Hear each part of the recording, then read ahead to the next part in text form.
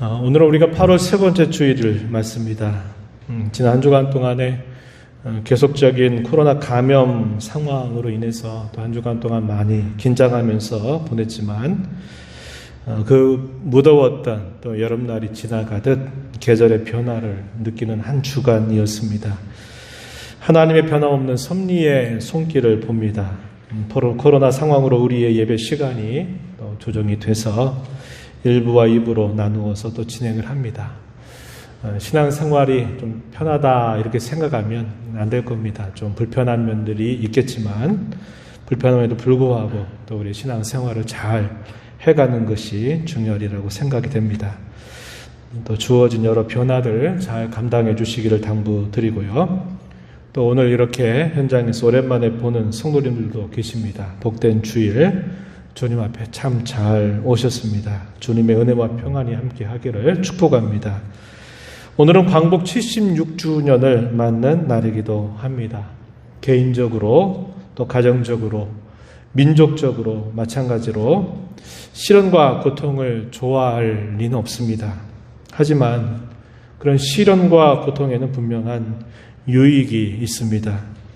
역사 속에서 큰 시련과 고통을 당한 민족은 참으로 많아요. 하지만 그런 시련과 고통을 당하면서 그것을 발판으로 삼아서 발전한 민족이 있는가 하면 또 반대로 그런 일을 또다시 겪는 안타까움을 반복하는 민족들도 있습니다. 우리나라는 많은 침략을 당했던 아픔의 역사를 가지고 있습니다.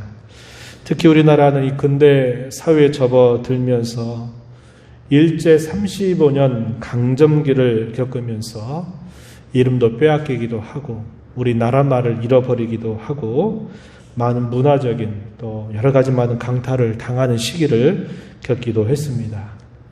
해방 이후에 얼마 지나지 않아서 또 6.25 전쟁을 경험하기도 했습니다.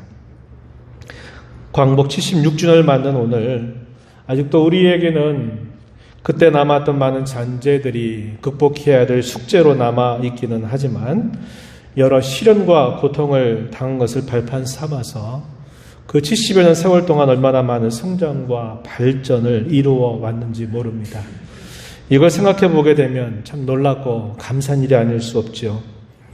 우리는 여기서 하나님의 크신 은혜로운 섭리를 찬양 드리게 됩니다. 바라기는 우리나라 주께서 재림에 오실 때까지 잘 발전하고 잘 성장해서 세상의 많은 나라들을 좋은 일로 섬기는 선한 도구가 되기를 진심으로 바랍니다. 이스라엘 나라 또한 우리나라와 마찬가지로 얼마나 많은 시련과 고통을 겪었는지 모릅니다. 그런데 이 이스라엘 역사에서 매우 특별한 한 가지 중요한 사실은 그런 모든 변화 속에서 신앙이 자리 잡고 있었다고 하는 겁니다. 우리는 근래 몇 달을 통해서 호세아 말씀을 함께 읽기도 했고 또 에레미야 애가를 함께 읽기도 했습니다. 이어서 지금은 에스겔서를 함께 우리가 읽고 있는데 이러한 성경들은 이러한 역사적인 아픔과 고통에 대한 많은 교훈들을 우리에게 전달해 주고 있습니다. 우리는 에스겔서를 함께 읽고 있는데요. 이 에스겔서를 크게 두 부분으로 나눠볼 수 있어요. 1장에서부터 32장까지 내용에서는 심판에 관한 예언을 계속 전달해 왔습니다. 1장에서부터 24장까지는 이스라엘 백성들에 대한 심판의 예언, 그리고 25장에서부터 32장까지는 이방의 7개의 나라들에 대한 심판의 예언이 포함되어 있습니다. 그리고 에스겔서 34장에서 마지막 48장까지는 하나님께서 자기 백성들을 구원하시고 회복하신다고 하는 약속이 주어집니다. 심판과 구원과 회복, 이 사이에 딱 등장하고 있는 성경이 오늘 우리가 보는 에스겔서 33장이 위치하고 있다는 겁니다. 그래서 중요한 전환점 역할을 하고 있어요. 에스겔 33장은 여전히 깨닫고 돌이키지 못하는 하나님의 백성들에게 회개를 촉구하고 있습니다. 회개는 과거에 속한 것도 아니고 그리고 미래에 속한 것도 아니라 그 회개는 바로 지금 현재가 중요함을 우리에게 잘 가르쳐 줍니다. 그와 마찬가지로 오늘 우리는 에스겔 33장을 중심으로 해서 지금 신앙이 중요하다라는 것을 함께 생각해 보려고 합니다. 오늘도 성령께서 말씀을 전하는 저와 또 말씀을 받는 여러분 모두를 감화하시고 새롭게 해주시기를 바랍니다. 에스겔은 바벨론으로 끌려간 포로민 가운데서 선지자로 부름을 받습니다.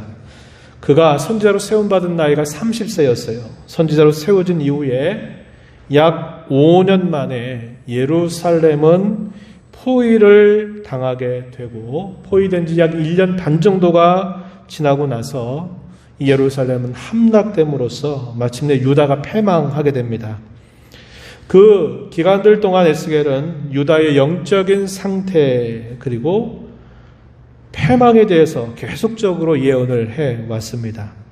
뿐만 아니라 유다 주변에 있는 7개의 나라들의 죄악에 대해서도 심판을 예언하였습니다. 특히 이 유다에 대해서는 말로만 예언한 것이 아니고 여러 기이한 행동들, 매우 특별한 행동들을 통해서 예언하기도 했습니다. 하나님께서는 망한 길로 가고 있는 자기 백성들을 향해서 살 길을 알려주시려고 계속적으로 선지자들을 그들에게 보내시고 심판을 경고하시면서 그들을 돌아오라고 촉구하셨습니다. 그 하나님의 마음을 단적으로 보여주는 성경 구절이 33장 11절 여기 잘 표현되어 있습니다. 한번 여러분 성경을 한번 보시기 바랍니다. 11절에 이렇게 말합니다. 나는 악인이 죽는 것을 기뻐하지 아니하고 악인이 그의 길에서 돌이켜 떠나 사는 것을 기뻐하노라. 이스라엘 족속아 돌이키고 돌이키라. 너희가 악한 길에서 떠나라. 어찌 죽고자 하느냐 하셨다 하라. 이렇게 하나님께서 말씀을 전달해 주십니다. 하나님의 마음은 무엇입니까? 그들이 이제라도 하나님을 찾고 불러서 그들이 살고 생명과 복을 얻게 하시려고 하는데 그분의 마음이 있음을 분명하게 보여주신 것입니다. 하지만 그렇게 간절하게 기대한 하나님의 바람과 기대와는 다르게 당시 하나님의 백성들의 자세는 여전했습니다. 달라진 것이 없었습니다. 예고되었던 심판이 마침내 실제 역사적인 현장에서 이루어졌습니다. 바벨론에 있는 에스겔 그리고 그의 곁에 있는 포로민들에게 예루살렘이 함락이 되었다. 유다가 패망했다라고 하는 소식이 전달되었습니다. 에스겔서 33장 21절 말씀에 보시면은 이렇게 그때를 알려주는데요. 우리가 사로잡힌 지 12째 해 10째 달 5째 날에 예루살렘에서부터 도망하여 온 자가 내게 나와 말하기를 그 성이 함락되었다 하였는데 이렇게 표현되어 있습니다. 포로로 끌려온 지 제 12년 10개월 5일 만에 예루살렘의 패망 소식이 바벨론에 있는 에스겔과 포로민들에게 전달된 것입니다. 예루살렘이 함락된 때가 언제냐면 제 11년 5월 정도 이렇게 되어 있습니다. 함락이 되고 나서 이 예루살렘으로부터 바벨론까지의 거리가 굉장히 먼 거리예요.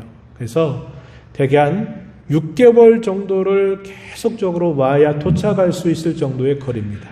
그래서 함락 소식이 알려지게 된 것은 이미 6개월 전에 패망이 되었던 그 사실이 지금 바벨론에 있는 에스겔과 포로민들에게 전달되기까지 6개월이라고 하는 시간이 더 지나게 된 것입니다. 이것은 결국 하나님께서 예고하셨던 그 심판이 임하기 전에 너희가 내게로 이제라도 돌아오고 내게로 오면 산다. 너희가 복을 받는다라고 하셨던 그 하나님의 말씀을 그들이 듣지 않으므로 결국은 그 예고했던 심판이 이루어지게 된 사실이 전달이 된 것입니다. 에스겔은 선지자로 부름을 받았지만 그는 자유롭게 말할 수 없었습니다. 왜냐하면 하나님께서 그에게 말을 하지 못하도록 막으셨기 때문에 그래요. 하나님 필요할 때는 그의 입을 열어서 예언의 말씀을 전달하게 하셨습니다. 에스겔서 3장 26절, 27절 말씀에 가서 보시면은 그가 선지자로 처음 부름받는 동안에 하나님께서 처음부터 그에게 그런 말씀을 하신 거예요. 뭐라고 말씀하시느냐? 에스겔 3장 26절에 보면 내가 내 혀를 내 입천장에 붙게 하여 내가 말 못하는 자가 되어 그들을 꾸짖는 자가 되지 못하게 하겠다. 이렇게 하나님이 말씀을 하십니다. 그러면서 하나님께서 특별하게 말씀하고자 하실 때 이렇게 하셨어요. 그러나 내가 너와 말할 때 내 입을 열 것이다. 이렇게 하나님이 말씀을 주신 바 있습니다. 에스겔서 24장으로 가게 되면은 유다에 대한 심판의 예언 말씀, 마지막으로 주어지는 그 말씀의 끝자락에 하나님께서 에스겔에게 이렇게 말씀을 하셨어요.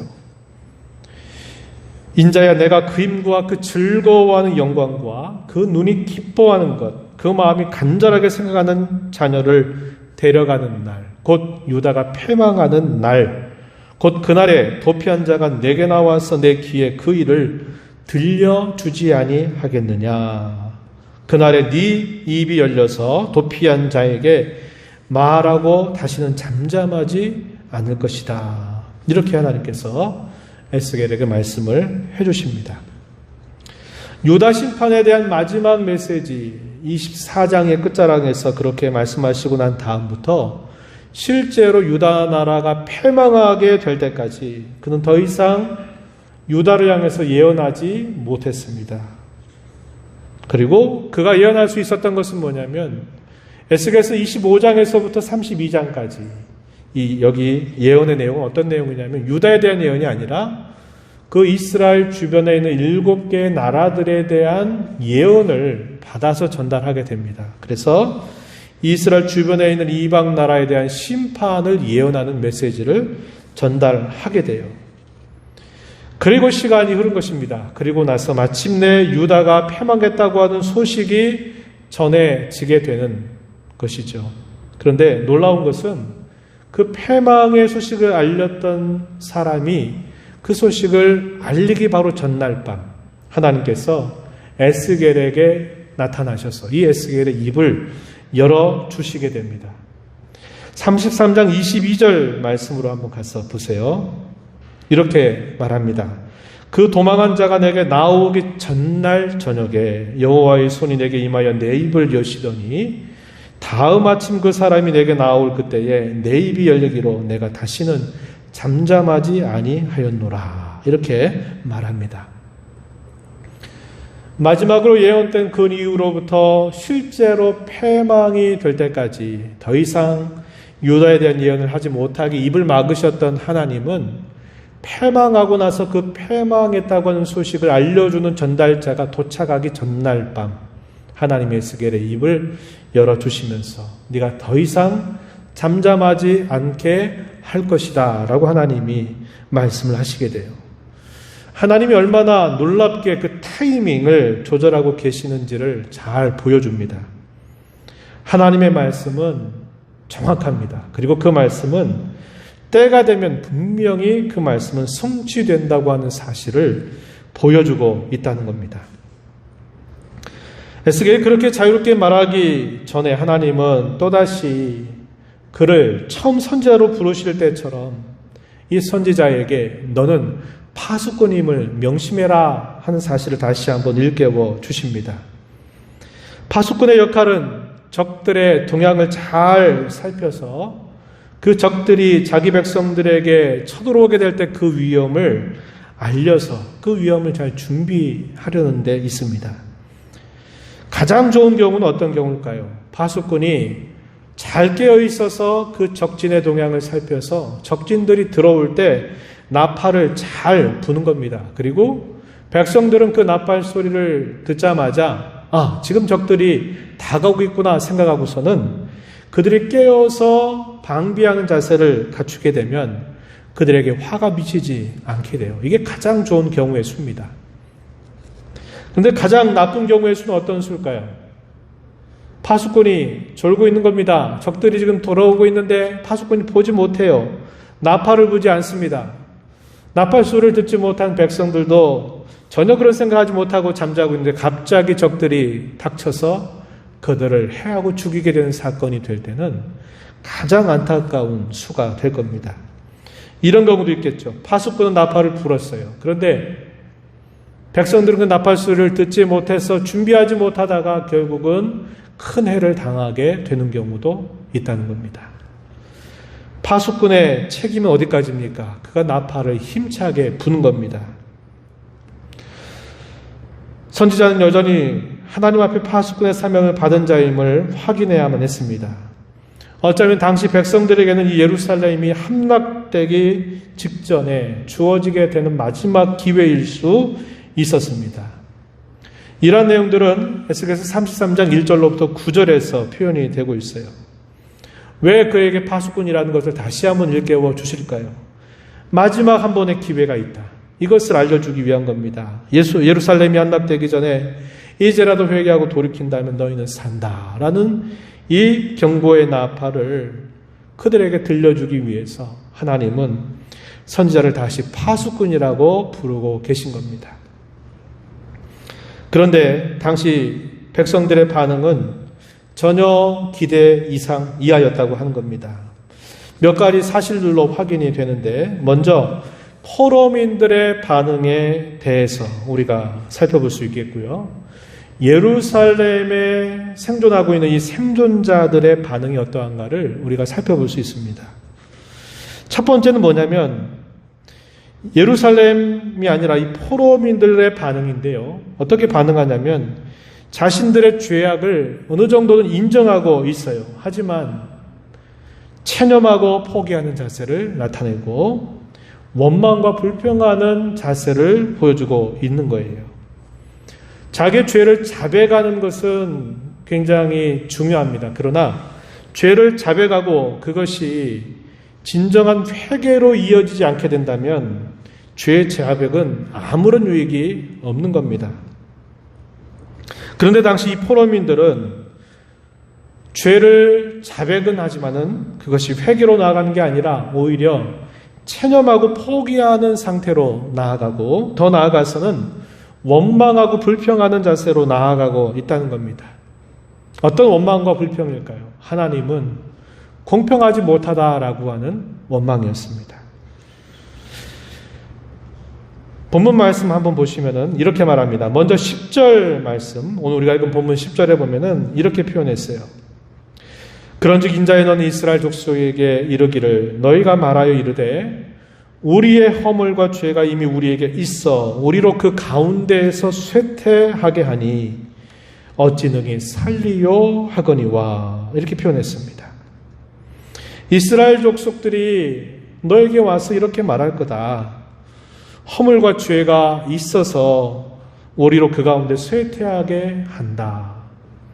그러니 우리가 어떻게 능히 살겠는가라고 말할 것이라고 이야기하십니다.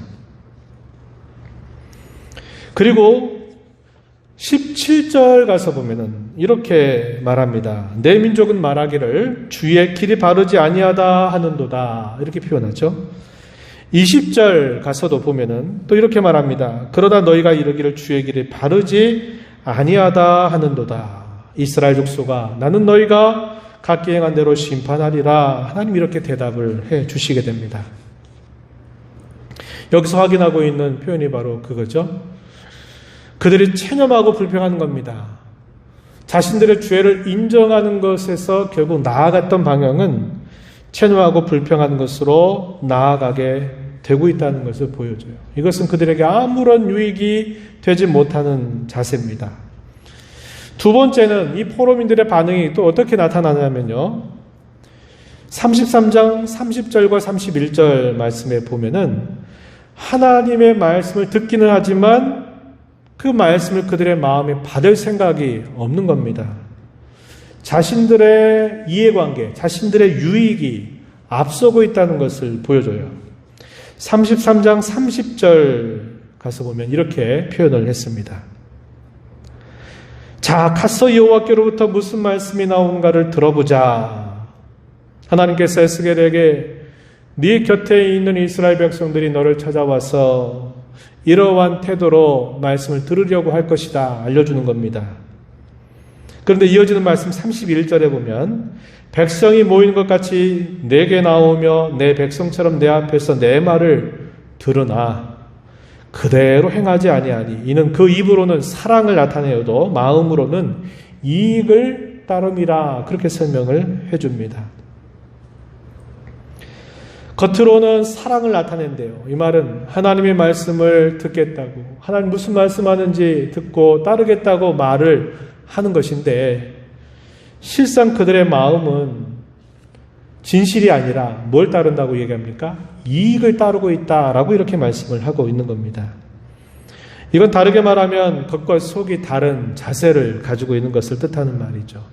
한자 말로는 소위 표리부동, 겉과 속이 같지 않다, 다르다라는 것을 표현해주는 말입니다. 예수님께서 천국에 관한 비유를 말씀하시는 중에 씨 뿌리는 비유를 말씀하신 것이 있었죠. 그 비유 가운데서 가시떨기 위에 떨어진 씨의 경우와 매우 비슷하다는 것을 확인할 수 있어요. 이런 자세는 결국 하나님의 말씀을 경시하는 태도임을 보여줍니다. 마태복음 13장 22절 말씀에서 예수님은 이렇게 말씀을 하셨어요. 가시떨기에 뿌려졌다는 것은 말씀을 들으나 세상의 염려, 재물의 유혹에 말씀이 막혀 결실하지 못하는 자다. 예수님이 이렇게 설명을 하십니다. 하나님의 말씀인 씨앗이 땅에 뿌려져서 그것이 이렇게 싹을 내면서 자라가는데 그 밭 위에 가시떨기가 가득 그 밭을 채우고 있어요. 그러니까 이것이 자라다가 자랄 수가 없는 겁니다. 자라지 못하니까 결국 열매 맺지 못하게 되는 결과가 나왔어요. 그때 예수님은 이 가시떨기가 뭐냐? 사람의 마음에 가득 차 있는 세상에 대한 염려, 또 재물에 대한 욕심, 유혹, 이것이 그의 마음속에 가득 차 있어서 하나님의 말씀이 그의 심령 속에 잘 심겨져서 자라 열매 맺지 못하게 된다고 말씀을 하셨어요. 바로 당시 이 포로민들이 하나님의 말씀을 들으려고 나오긴 하지만 그들 마음속에 자기의 이해관계가 가득 차 있다 보니까 말씀이 순수하게 그들 마음속에 자리 잡지를 못하는 거예요. 내게 뭔가 유익이 되면 그것을 받으려고 하고 그것이 내가 유익이 되지 않는다고 할 때는 언제든지 그것을 그냥 버리려고 하는 자세가 있는 것이었어요. 그리고 마지막으로는 예루살렘 생존자들이 보여주는 반응인데요. 그들의 반응의 태도는 교만과 공로 사상이 배어 있다고 하는 겁니다. 이것은 예루살렘에 살아남아 있는 생존자들의 반응이었어요. 33장 24절 말씀 한번 가서 보시면은 그들이 이렇게 말을 했다고 이야기합니다. 아브라함은 오직 한 사람이라도 이 땅을 기업으로 얻었나니 우리가 많은즉 더욱 이 땅을 우리에게 기업으로 주신 것이 되느니라. 그들은 이렇게 말했다고 이야기합니다. 자, 아브라함은 믿음의 조상이죠. 하나님이 아브라함의 믿음을 주시면서 너와 너의 후손에 영영한 기업이 되게 하겠다고 약속을 해 주셨어요. 그런데 시간이 흘러가면서 예루살렘에 살고 있었던 유다 백성들 가운데 이미 2차례에 걸친 바벨론의 침략으로 인해서 포로로 끌려가게 되고 또 그 과정에서 죽음을 당하는 사람이 많이 있었을 겁니다. 죽지도 않고 살아남았어요. 그리고 포로로 끌려가지도 않고 예루살렘에 살아남아 있어요. 그러니까 이들의 생각은 땅을 소유하고 기업을 가지고 있었던 이스라엘 백성들이 죽임을 당하거나 포로로 끌려가게 되니까 그 소유권자들이 없어지니까 그 땅을 자신들은 차지하게 되는 겁니다. 야, 저 땅 빨리 차지하자. 이렇게 생각하면서 자신들 어떤 생각이면 우쭐한 마음을 갖는 거예요. 저들은 우리보다 더 죄를 많이 범하고 의롭지 못하기 때문에 죽임을 당하기도 하고 쫓겨 끌려가기도 했다는 거예요. 그러나 우리가 살아남았기 때문에 우리는 이 땅을 차지할 수 있다는 생각을 가진 겁니다. 더더군다나 그들은 정당하기 위해서 아브라함은 한 사람이라도 이 땅을 기업으로 준다고 했다면 우리 이렇게 많은 믿는 사람들이 있을 때는 더욱더 그러하지 않겠냐라는 식의 이야기를 하고 있었다고 이야기해줘요. 무슨 이야기입니까? 질보다 양이 중요하다는 생각을 가진 거예요. 아브라함은 한 사람이지만 우리는 많다 이렇게 말하는 거예요. 그리고 아브라함이 가진 신앙보다 자신들의 신앙이 더 크다 생각하는 이 교만과 우쭐함이 그들에게 배어 있는 겁니다. 생존한 것은 죽은 사람들에 비해서, 포로로 끌려간 사람들에 비해서 자신들은 더 의롭다라고 하는 생각이 배어 있는 겁니다. 그런데 이것은 우리 사람 마음속에 뿌리를 깊이 내리고 있는 본성과도 같다 이렇게 생각해야 합니다. 우리가 여름이나 되면 이렇게 잡초를 뽑아내고 하는 것이 굉장히 힘든 일이라는 걸 경험을 많이 하게 돼요. 시골에서 생활해 보셨던 우리 성도님들은 잘 아실 겁니다. 잡초를 뽑아내가지고 한 2, 3일, 한 일주일 지나면 또 그 자리에 또 잡초가 있으면 또 뽑아내면 또 자라고 하는 것들을 보게 돼요. 잡초와의 전쟁이라고 할 만큼 이 시골 생활 하신 분들은 이 잡초와 계속적인 싸움을 해야 돼요. 우리 마음속에 이런 생각이 잡초처럼 항상 자라난다는 것을 우리는 기억해야 합니다. 뽑아내고 근절하고 잘라내면 안 자라는 게 아니라 잘라내면 어느 순간 또 자라서 우리 마음속에 그런 생각들이 남아있는 거예요.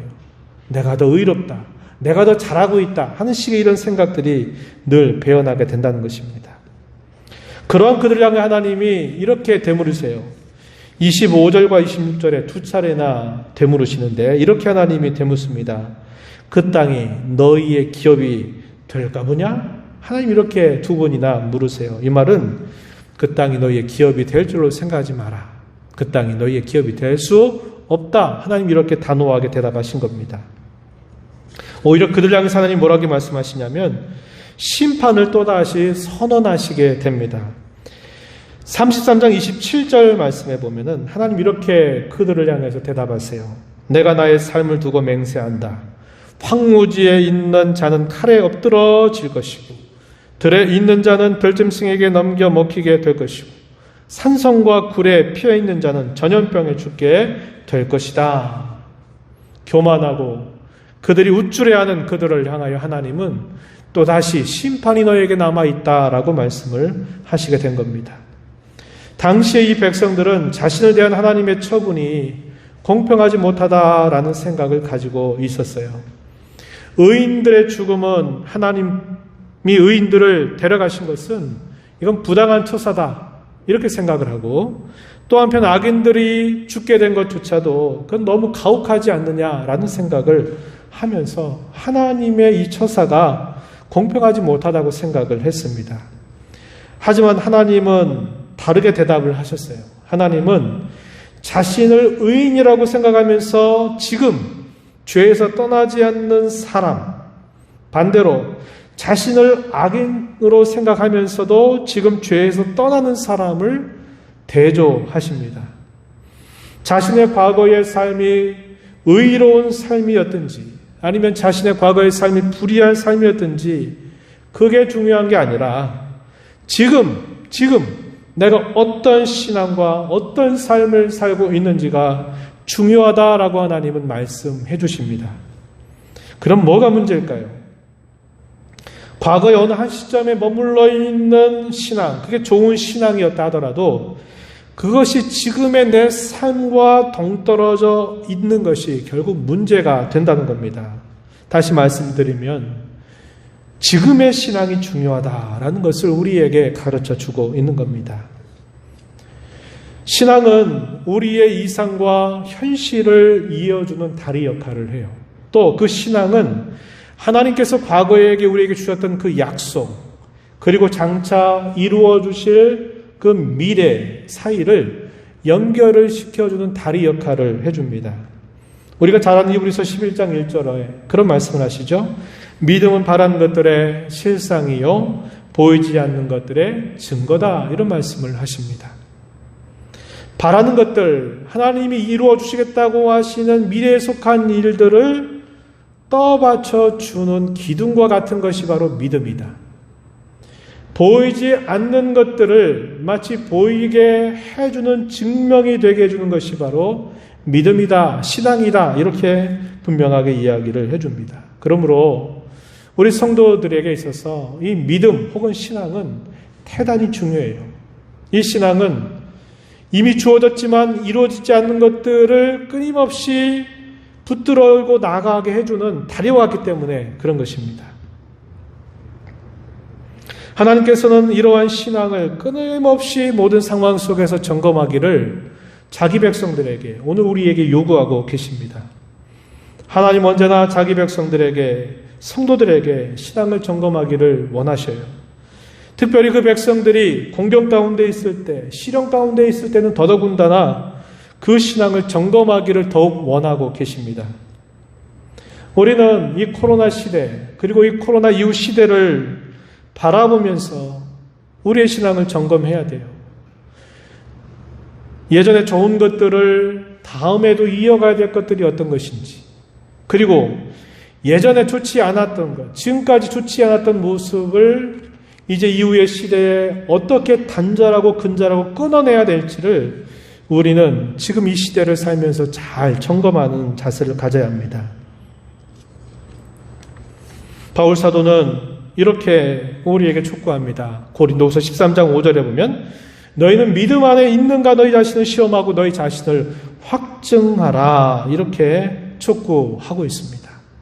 예수 그리스도께서 너희 안에 계신 줄을 너희가 스스로 알지 못하느냐? 그렇지 않으면 너희는 버림받은 자다, 라고 이렇게 말씀을 하고 있습니다. 믿음 안에 있는지, 그 믿음이 올바른 믿음, 잘된 믿음인지 아니면 잘못된 믿음인지, 잘못된 것에 근거하고 있는지를 잘 점검하고 확증하는 자세를 가져야 되고, 이 시대에 하나님 우리에게 요구하시는 바다라고 우리는 생각할 수 있어야 합니다. 한번 따라해 보시죠. 우리의 신앙은 영원한 현재여야 합니다. 네, 말이 조금 어렵지만 이 말은 무슨 말이냐면, 우리의 신앙은 과거에 매여 있어도 안 되고, 우리의 신앙은 그저 미래에 언젠가 좋은 믿음 갖겠지라고 미루는 것도 아니고, 우리의 믿음은 항상 지금이라는 거예요. 지금.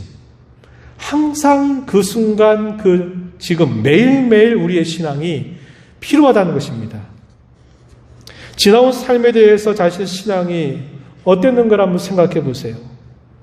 과거에 나름 신앙이 괜찮았다 생각했다고 해서 거기에 안주하고 교만한 태도를 가지면 안 됩니다. 반대로 자기의 과거의 신앙이 변변치 않았다고, 너무 모자랐다고 생각해서 낙심하지 마시기 바랍니다. 중요한 것은 지금이에요. 지금. 내가 이 신앙을 지금 점검하고 지금 이 신앙을 잘 다지고 세워가는 것이 대단히 중요하다는 것입니다. 바울 사도는 이러한 태도를 너무나 잘 보여줬어요. 그는 빌립보 교회에 보낸 편지 가운데 이렇게 말했습니다. 빌립보서 3장 12절 이하에서 우리가 잘 아는 말씀이에요. 이렇게 말합니다. 내가 이미 얻었다 함도 아니요, 온전히 이루었다 함도 아니라 오직 내가 그리스도 예수께 잡힌 바 된 그것을 잡으려고 달려가노라. 형제들아, 나는 아직 내가 잡은 줄로 여기지 아니하고 오직 한 일, 즉 뒤에 있는 것은 잊어버리고 앞에 있는 것을 잡으려고 표대를 향하여 그리스도 예수 안에서 하나님이 위에서 부르신 부름의 상을 위하여 달려가노라. 그는 이렇게 고백했습니다. 그가 이제까지 걸어왔던 일, 남부러울 것이 없을 만큼 얼마나 신앙의 경주를 잘 달려왔는지 몰라요. 그러나 사도는 내가 이미 지나왔던 길은 나는 더 이상 생각하지 않겠다. 나는 내 앞에 부름의 상을 향해서 나는 지금도 계속적으로 표대를 향해서 달려가겠다라고 그는 그렇게 고백을 하고 있는 겁니다. 그러면서 성도들을 촉구하고 있고, 오늘 이 말씀을 읽는 저와 여러분을 촉구하고 있는 것입니다. 하나님의 말씀은 정확합니다. 그 말씀은 반드시 때가 되면 이루어질 것입니다. 하나님의 궁극적인 약속은 뭘까요? 자기 백성들을 구원하고 회복하게 하시겠다고 하는 약속입니다. 그것은 우리가 스스로 이루어갈 수 있는 것이 결코 아니에요. 그것은 전적으로 하나님의 선물이고 은혜에 속한 일입니다. 그리고 하나님이 우리에게 약속하신 복이에요. 그런데 하나님께서 그러한 구원과 회복을 주시려고 우리에게 가장 좋은 길을 끊임없이 우리에게 보여주셔요. 그 가장 좋은 길이 뭘까요? 그게 바로 신앙이라고 하는 겁니다. 우리의 신앙이에요. 우리의 믿음을 가장 좋은 길로 제시하시면서 내가 너희를 구원하고 내가 너희를 회복시켜 주시겠다고 하나님은 약속하고 계신 겁니다.